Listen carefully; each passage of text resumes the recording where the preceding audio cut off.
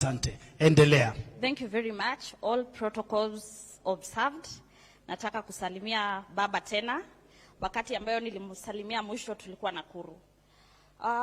The last time niliongea na baba tulikuwa University of Nairobi, an alumni, na baba alikuwa atupe 6,000. Na hiyo 6,000 ilikuwa ikuje the first week of the month. Kwa hivyo kama hawangetufanyia vipindi, saa hii ningekuwa na 4,000 imebaki kwa sababu alikuwa amesema 6. Alafu hiyo ingine tunapeleka weekend. Baba, I'm the national chairperson of people with disabilities in Jubilee. Kuna hii issue ya cost of living, na kwa sababu in your wisdom, I wish you tie it to the issue of social protection. Kwa sababu hiyo issue ya cost of living, it really affects people who are at the bottom of the pyramid.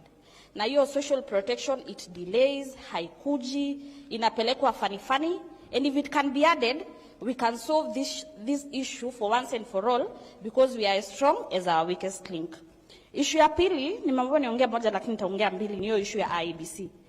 Hiyo issue ya IEBC iko na mambo mengi ndani yake, including vituko na vipindi ambayo IEBC wamekuwa wakifanyia people with disabilities ambao wanataka kukuwa nominated in county assemblies and in national assemblies.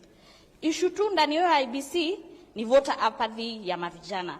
And that is why sisi tumekuwa tuki-request baba, please make it to be all inclusive, because our issues are very many na hatuwezi miss chance ya kuongelelea hiyo maneno.